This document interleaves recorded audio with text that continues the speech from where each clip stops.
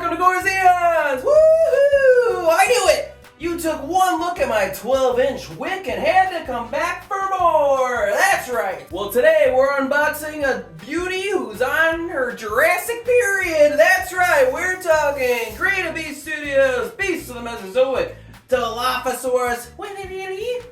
I don't even like Dilophosaurus traditionally. Nerd feather complaining me doesn't like that they gave it a frill in Jurassic Park and made it spit. Am I right, ladies? Gross. Ugh. No. I saw the new grouping of Beasts of the Mesozoics coming out, and I figured, well, maybe a paleo-accurate Dilophosaurus wouldn't be so bad.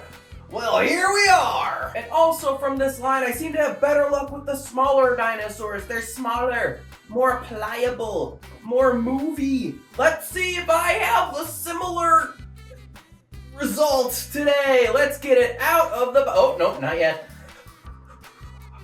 First we gotta take a look at the box. Look at this box, bitch. Here's the box. By now, you know it's been 30 years of the Beast of the Mesozoic. You know what the boxes look like. Oh man.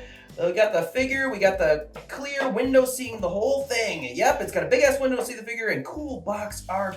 On the back, we got the blurb. Let's reading Rainbow. Originally, I can't even do it. Originally given the name Megalosaurus, weather really, in 1954, the species was renamed Dilophosaurus in 1970, based on the discovery of another larger specimen which bore double crests on its skull.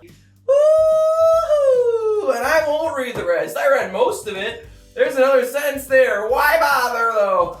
Alrighty, it's that time of day when I say, look at this hot box. It would be a shame if someone were to open it very carefully, not to damage the contents within. Let's unbox it. Oh, I got little scissors. Little scissors for me, not for you. Ah, cool art on there, but bye-bye boxy, not looking at it. It comes with the instructions for assembly and a collectible card. Very cool, featuring the same art and the same blurb from the box. Very cool. Let's take a look at the rest of the accessories. I'm not counting the tail. That's gonna go on there. I'm not counting it. Silly billies. Ugh. Ugh. Ugh. Set aside the tail for now. It comes with various mounting postals for mounting it. It doesn't come with a stand. It doesn't. It comes with a sticky thing?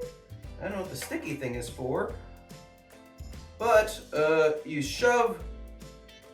Oh, I have no idea how to build it. Oh yeah. You shove the stand part in there and you can put any kind of cradle and support in there that you like to help it stand. We'll take a peek at that on the close-ups. What other accessories does it come with? I scream into the jungle. It comes with various feeties. This is very hard to unbox.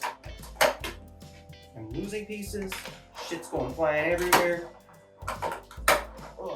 Looks like an in the air foot for when it's stepping, and a about to step foot. You know, like it's bent up, it's about to pick up from the ground. Yes. Check out those beanies. I'm gonna try to get the tail on without heating it up with the blow dryer. This never works. I don't know why I bother, honestly. Let's try it. Holy crap, I did it without a hair dryer, and here is the first impressions. That's a long boy.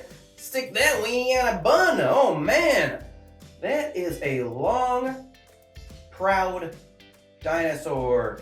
And if you recall, I'm going to be very careful even looking at it, because when I last reviewed a Beast of the Mesozoic, the Utah Raptor, the arm broke with me going like this. So I'm going to be extra careful with this puppy.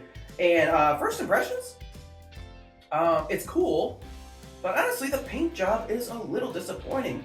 All of the Beasts of the Mesozoics always have very striking paint jobs, and just the very drab, dark featherage on the back, it's a little distracting. It's kind of boring, honestly.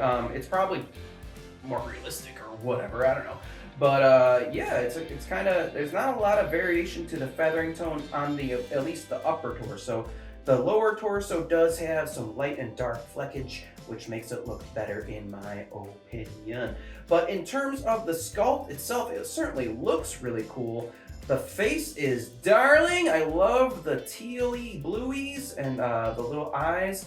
I love the orangey brown and the lighter color around the jaw. The heads on these are always really cool, and this one is also really cool. It does not disappoint in that regard. Other than that, like I said, a very long boy, very long, very long. I'm gonna try here, perhaps unsuccessfully, to get the stand without a stand, because it's very long, but maybe it will. I don't think it's the longness that's stopping it. Maybe it is. It's kind of too long to stand without a prop. But first impressions, it's good. But is it great? Let's take more looks. Yes, the sculpt is really cool. Very skinny, very long, and it's got that little Dilophosaurus jaw hinge thing in the upper jaw that we all love so much. I wish it was a little more pronounced. I mean, honestly, it's probably, oh, it's not even on that side. It's only on the one side. You can see it on the close-ups there that it is, the notch is only on one side. I don't know the accuracy of such a thing, but I do remember the notch being quite obvious in the skeletal reconstruction. So that's a little weird that it's not there, considering paleo accuracy, but maybe I'm out of the loop. Maybe I don't know what the hell I'm talking about. The point is, in general, it does look really cool. Oh, and I'm already enjoying the bend at the end of the tail. I wish the whole tail was bendy. You know me. The raptor tails are about the same size, and they're full bend, so why can't this be full bend? Anyway, enough of my Bendgasm scandal. We're here to talk about dinos, and this is a cool dino. A dino from the Jurassic period, one of the earlier dinos, and certainly the one featured in Jurassic Park was highly stylized and a juvenile, much smaller than the actual animal would have been. So that's fun. As we can see, it's got really nice scale detail along the bottom of the body. The feet and legs look kind of like a little mild and indistinct. Not quite as birdy as you would normally see, but again, this dinosaur wasn't as birdy as you would normally see either. It's got very cool, sharp black claws, feathers on the torso and arms and upper legs, and a nice end of the tail stripage to kind of match the stripage that appears at the north end of the body as well. Very, very cool. If we open the jaw here, whoa, was not expecting to see Bluey up in there. He's got blue guts. Oh man, look at that blue shit. Holy crap, that's interesting. Very nice touch. It looks like the tongue is actually, articulated. That's surprising. That's pretty cool. Everything is blue as shit in there. He ate some blue Gatorade and then crapped out some airline or RV toilet goo. So yeah, but the teeth look really nice. It's very strange that everything's blue in there. I actually really like it. I don't know. Do animals have blue mouths? Probably, I guess, if we're seeing this, because these are all based on some kind of life animal. But again, very cool. But as I've said a billion times, these figures always look great, but can they actually be figures, or are they merely statues? So let's talk about the movement here. It's got the aforementioned jaw movement, and the little tongue can move too. At the very base of the head, it's got a little side to side. No rotate there, no up and down. 2 centimeters south at the baser base of the head. This one can rotate a little bit more, not really, but it goes back and forth and up and down a generous amount. 3 centimeters south at the middle neck. Again, side to side. Again, up and down. Again, a little bit of rotational. 4 centimeters north, south at the top of the shoulder, at the base of the neck. It's got a similar thing, but a little bit more rotate and more give there. So all in all, you can get this much range of motion from it, side to side, and this much down. Not much down at all. In fact, that really breaks the sculpt there. But a generous amount of up. Good movie. And okay, we're skipping the arms and legs for now. It's got a torso joint with a pretty good amount of movement. It goes side to side quite a lot, and a little bit of up and down, a little bit of rotate. It's got a base of the tail. It's got another joint in the tail. It's got another joint in the tail. And finally at the end, about 2/3 of the actual tail length is bendy wire. Very nice, very nice. At the shoulders, we have ball joints at the shoulders themselves. We have ball joints at the elbows, and we have wristies that rotate and bend a little bit. Not much bend at the wristies, but they do in fact move. The shoulders are moving nicely. Nothing is breaking on me. That's great. At the thigh, very little splay, but honestly a pretty good amount of movement, especially for these figures. They usually don't move much in the thigh without destroying the sculpt, but this one does pretty well. At the knee, very tight knees. It's got a pretty good range there. Not great, not terrible. At the ankles, we got ball joints that bend, and at the feet, we have a rotate and a bend as well. Well. Take a look. Let's try changing out the feeties. So it's the foot itself that comes out, not the leg. Sometimes on these they have interchangeable complete lower legs and everything, but this one is just the feet. Let me try to get it in there. It is small and pointy, so it's hard to do, but it went pretty well. I'm happy with that.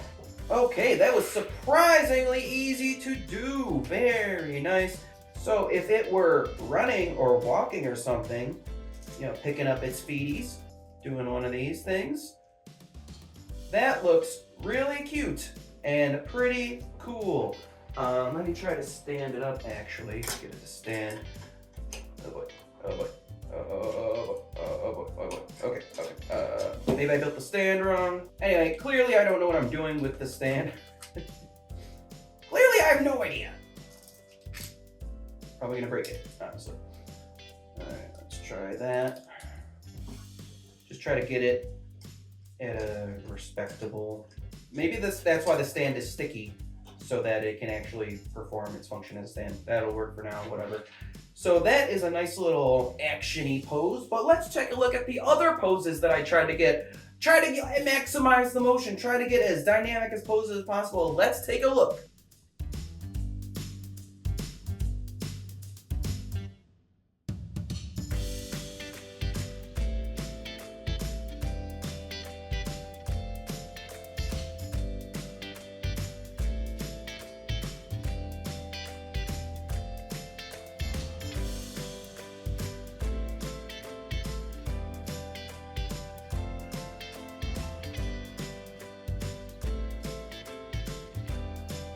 Those were the most legally actionable poses I could get. Now let's take a look at Dilophosaurus with the other beasts of the Mesozoic figures I own. We're taking a look at some ceratopsians, we're taking a look at some raptors, and we're taking a look at some Tyrannosaurids. Let's check it out. Oh yeah.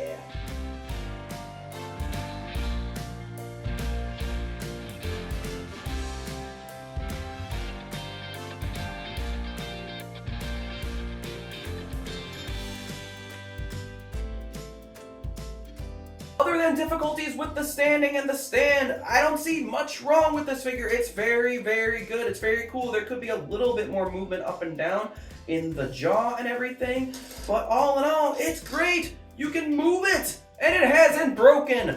Wow. Dilophosaurus gets a 4 out of 5. I love you just as much as your spitty little brothers. It's that time again. Abey, what do you think of Dilophosaurus?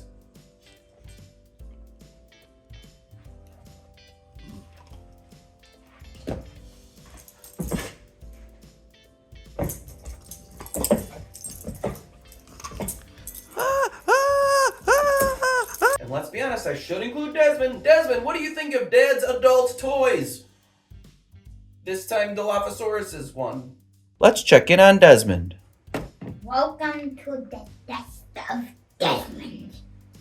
Today we'll be discussing the dinosaur described as Dilophosaurus.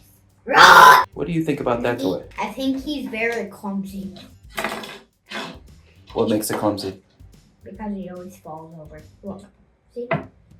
I don't like his tail because it goes from black to orange is red. The thing I like about it is that it has normal dinosaur legs and arms. And the other thing is because its face looks pretty good because it has the crest. Bye. Remember, make sure to subscribe to Corzeons. Like it, subscribe it, and we have a Patreon. Oh, we don't have that anymore. Oh no! This has been the Desk of Desmond. Thank you, Desmond. Bye. We did it! Thank you so much for watching. Please see my YouTube channel for so many more episodes. So many. Oh, there's so many. Oh. If you're enjoying this loreless version of Corzeons, you're in luck because I promise none of the previous 70 episodes have any story or overarching masterpiece writing at all. Next time on Corzeons, we're going back to Jurassic Land because we are talking Jurassic World Hammond Collection. Spinosaurus! Woohoo! And as we say on Corzeons Unboxed, this dinosaur has an extinky boxed. If you look to the right, you will see a herd of the first dinosaurs on our tour, called Dilophosaurus. Dilophosaurus? One of the earliest carnivores, we now know Dilophosaurus is actually poisonous, spitting its venom at its prey, causing blindness and eventually paralysis, allowing the carnivore to eat at its leisure. She's not even spitting. I love it when they do that. Addition to Jurassic Park. Gross.